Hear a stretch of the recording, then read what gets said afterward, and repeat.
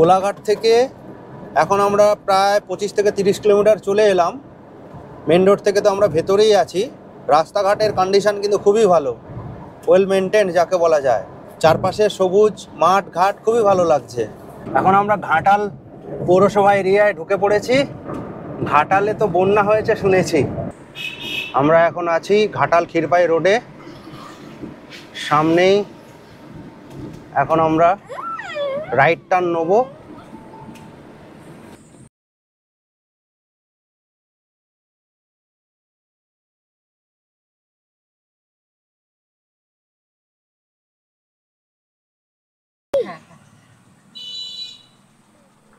এখান থেকে আমরা বাঁ দিকে যাব। এই বিদ্যাসাগরের জন্মস্থান লেখাই রয়েছে। আমরা এখন পৌঁছে গেছি বাংলার নবজাগরণের প্রতিকৃত বিদ্যাসাগর মহাশয়ের একেবারে জন্মভিটেতে। চলুন আপনাদেরকেও দেখাই। এই হচ্ছে সেই গেট, এখান দিয়ে জুতো খুলে ভেতরে যাওয়া যায়। আর এই জন্মভিটের যে পাঁচিল দেখতে পাচ্ছেন, বিদ্যাসাগর মহাশয়ের জীবনের নানা কর্মকাণ্ডের ঘটনাগুলোকে ছবির মাধ্যমে দেখানো রয়েছে এই পাঁচিলে। এই মাটিতেই জন্মেছিলেন কিন্তু 1820 সালের 26শে সেপ্টেম্বর ঈশ্বরচন্দ্র বিদ্যাসাগর মহাশয়। আর এই যে এখানে দেখা যাচ্ছে 14টা মাইল ফলক, জীবনের নানা কর্মকাণ্ডের সময় দেওয়া রয়েছে সালগুলো দিয়ে। 14টা মাইল ফলকের ভেতর দিয়েই ঢুকছি এখন আমরা। ফোর্ট উইলিয়াম কলেজে উনি কবে যোগদান করেছেন, বর্ণ পরিচয় 1855 সালে উনি লিখেছিলেন, বিধবা বিবাহ আইন কবে পাশ করেছিলেন, সংস্কৃত কলেজে কবে থেকে কবে পড়াশুনো করেছেন, সমস্ত উল্লেখযোগ্য ঘটনাবলীগুলো এই 14টা মাইল ফলকের মাধ্যমে এখানে দেখানো রয়েছে। এই ঘরটিতে বিদ্যাসাগর মহাশয়ের মায়ের সাথে উনার শৈশবের একটা মূর্তি রয়েছে। আর এই যে জায়গাটা আপনারা দেখতে পাচ্ছেন, এটাই একদম বিদ্যাসাগর মহাশয়ের আঁতুড় ঘর। উনার দিদি এই জায়গাটিকে চিহ্নিতকরণ করেছিলেন। এই দেখুন, জন্মসাল বাংলা 1227।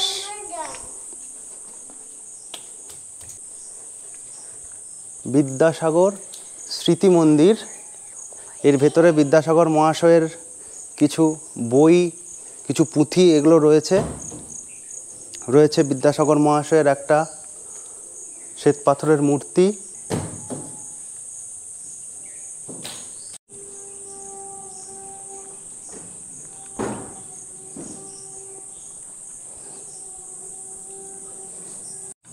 এখন আমরা বিদ্যাসাগরের স্মৃতি সংরক্ষণ কক্ষে ভেতরে ঢুকছি।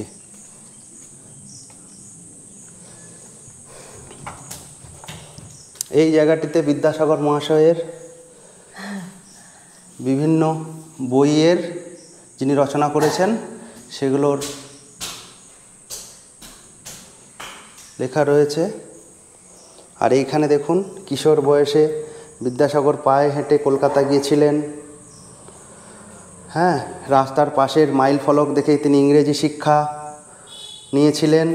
অভাবের তাড়নায় তিনি গ্যাস লাইটের তলায় বসে পড়াশোনা করেছেন। সংস্কৃত কলেজে পড়াশোনার সময় ভাড়া বাড়িতে থাকতেন, রান্না করতেন। তিনি বাটা মাছের পটল আলু দিয়ে ঝোল খেতে ভালোবাসতেন।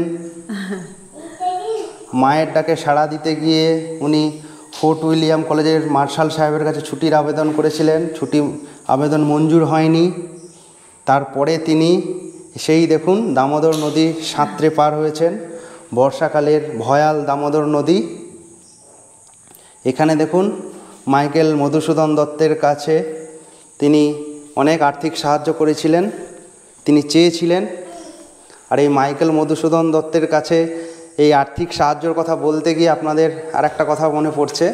জনৈক একজন ব্রাহ্মণ তিনি বিদ্যাসাগর মশাইকে জিজ্ঞেস করেছিলেন, আপনি কেন এই মদ মাতালে বিধর্মী একটা ছেলেকে এত আর্থিক সাহায্য করছেন? তো উনি তখন প্রত্যুত্তরে বলেছিলেন যে, আপনি এক কাজ করুন, আপনি একটা মেঘনাদ বধ কাব্য রচনা করে আমায় দিন, আমি আপনাকেও আর্থিক সাহায্য করব। এখান থেকে মানে বিদ্যাসাগর মহাশয়ের মানে গুণীদের যে কদর করতেন সেটাও বোঝা যায়।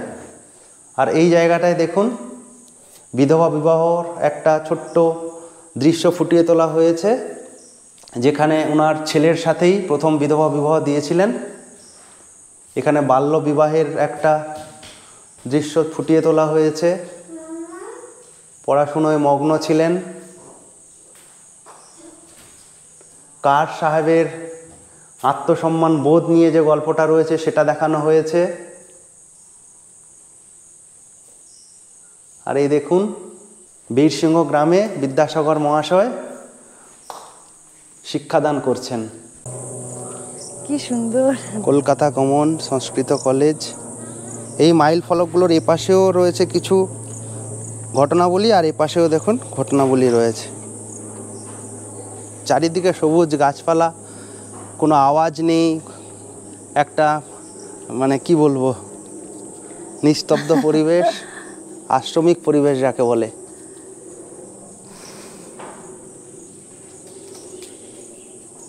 এখানে বিদ্যাসাগর মহাশয়ের কি রয়েছে একটু দেখি। সুন্দর একটা বিদ্যাসাগর মহাশয়ের সম্ভবত উল, হ্যাঁ উল দিয়ে, সম্ভবত উল বা সুতো দিয়ে বিদ্যাসাগর মহাশয়ের একটা বিশাল বড় ফটো ফ্রেম রয়েছে। এখানকার কিছু ঘটনাবলী রয়েছে। বর্ধমান জেলার কালনার পথে ওই কলেরা রোগীকে উনি নিয়ে গেছিলেন নিজের হাতে তুলে, সেইটা দেখানো রয়েছে। সংস্কৃত কলেজ থেকে শিক্ষা শংসাপত্র নিয়ে বেরিয়ে আসছেন। এখানে বিদ্যাসাগর মহাশয় গাছের তলায় বসে সাধারণ গ্রামের মানুষকে পাঠ্যদান করছেন। এখন আমরা এমন একজনকে পেয়েছি যিনি এই বিদ্যাসাগরের স্মৃতির যে গ্রাম বীরসিংহ গ্রাম, ওনার যে জন্ম ভিটে, ওনার সমস্ত কিছু দেখভালের দায়িত্ব উনি রয়েছেন। আপনার নামটা একটু বলুন। আমার নাম দিলীপ ব্যানার্জি। আমি এই স্মৃতিরক্ষা সমিতির তত্ত্বাবধায়ক হিসেবে দেখাশোনা করি। চলুন দিলীপদার সাথে একটু ঘুরে দেখি এখানকার বিদ্যাসাগর মহাশয়ের। এখানে মূলত বিদ্যাসাগর মশাইয়ের কিছু ব্যবহার করা জিনিস এখানে আছে। এখানে আছে বিদ্যাসাগর মশাইয়ের ব্যবহার করা বইগুলি এখানে সংরক্ষণ করে রাখা আছে। 206খানি বই, ওনার ব্যবহৃত বই নতুন করে বাঁধানো হয়েছে। এগুলি যেমন আছে, এখানে আছে বিদ্যাসাগর মশাইয়ের ব্যবহার করা ট্রাঙ্ক। আচ্ছা, এই ট্রাঙ্কটিতে মাসোহারার টাকা পাঠাতেন। এখানে ভাই সৌম্যচন্দ্র বিদ্যারত্ন থাকতেন, উনি এই টাকা বিতরণ করে দিতেন।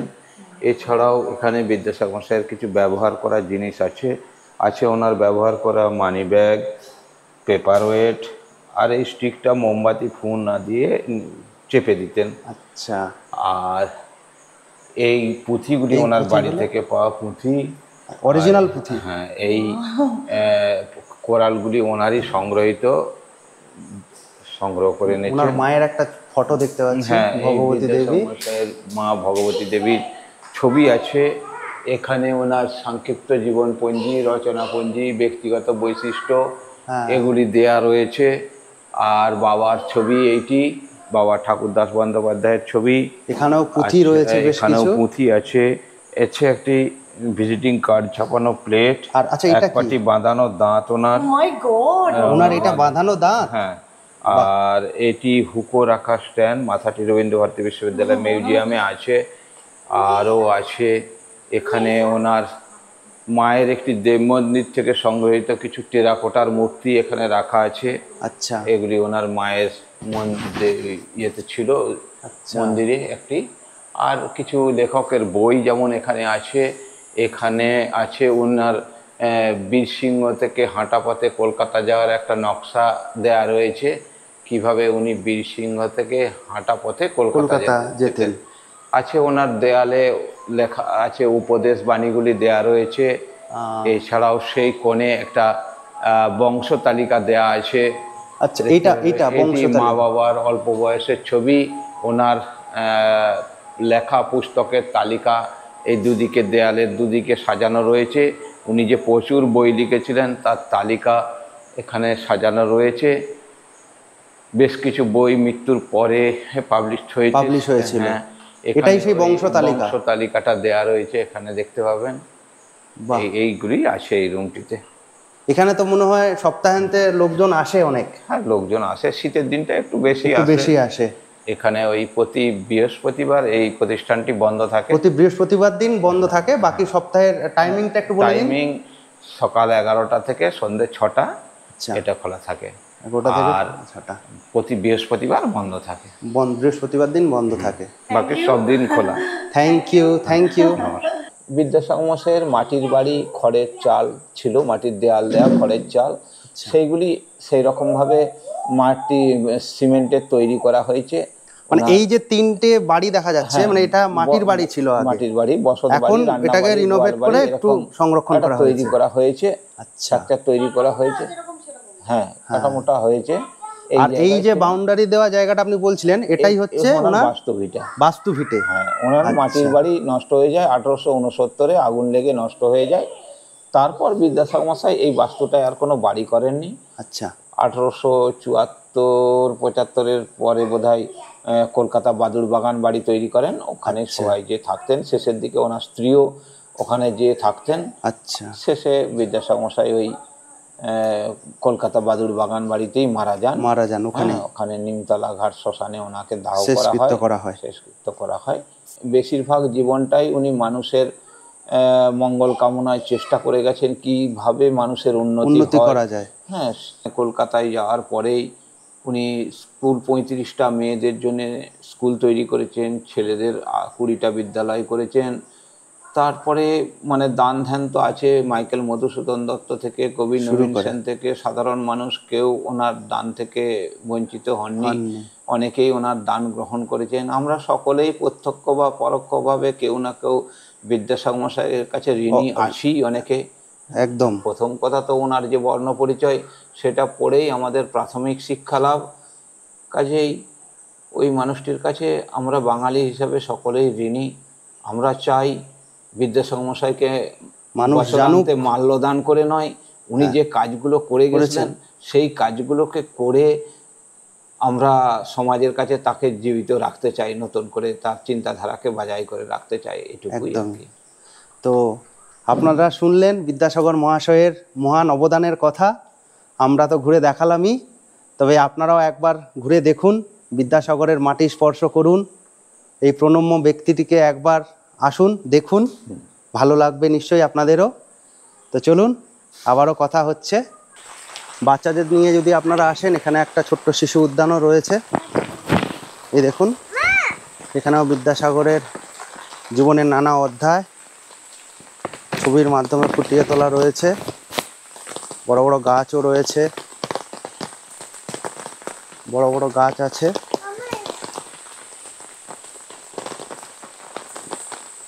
বাচ্চাদের খুব ভালোই সময়টা এখানে কেটে যাবে।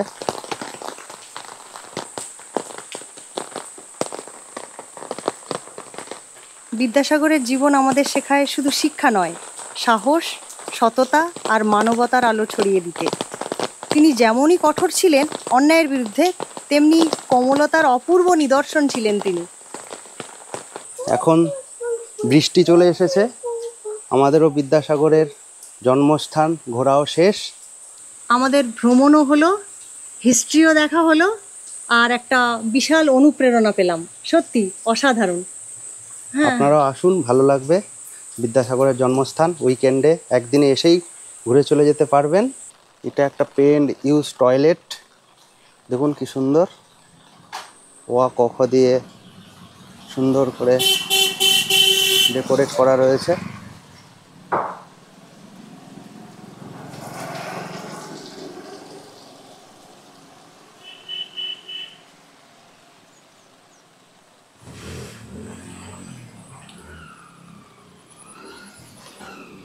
সামনের এই যে প্রাইমারি স্কুলটা আপনারা দেখতে পাচ্ছেন, ভগবতী দেবী প্রাথমিক বিদ্যালয়।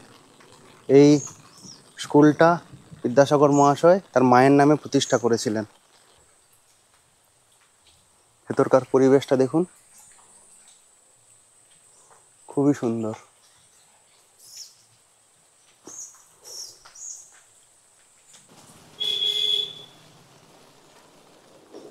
ছোটবেলা থেকেই ইচ্ছে ছিল বিদ্যাসাগরের জন্মস্থান বীরসিংহ গ্রাম ঘুরে দেখার। আজকে সেই ইচ্ছে পূরণ হয়েছে। বিদ্যাসাগর মহাশয়ের নামে এখানে একটা লাইব্রেরি রয়েছে, বিদ্যাসাগর মেমোরিয়াল লাইব্রেরি। আমরা এখন বেরিয়ে যাচ্ছি, বীরসিংহ গ্রাম থেকে ফিরছি, আর খুবই বৃষ্টি এসছে, ভালোই বৃষ্টির মধ্যে আমরা পড়েছি। তবে বীরসিংহ গ্রাম থেকে আমরা যাব আর একটা জায়গাতে, সেরকমই একটা প্ল্যানিং রয়েছে।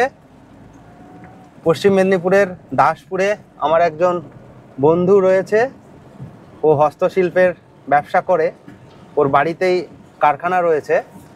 তো যদি খুব বৃষ্টি হচ্ছে তো তো যদি যাই ওর বাড়িতে, ওকে এখনো পর্যন্ত ফোনও করা হয়নি, তো ফোন করে যদি একবার ওর বাড়িতে যাই বা ওর কারখানায় যদি আমরা যেতে পারি, তাহলে আপনাদেরকে দেখাবো ওর কিছু হস্তশিল্পের সুন্দর প্রদর্শনী। অনেক কিছু জিনিস ও রাখে, বিক্রি করে। ওর সাথে গিয়ে আপনাদের কথা বলবো, সেটা নেক্সট ভিডিওতে আপনাদেরকে আমি বলবো। আপাতত আজকের ভিডিওটা এখানেই শেষ করছি রাস্তাতে।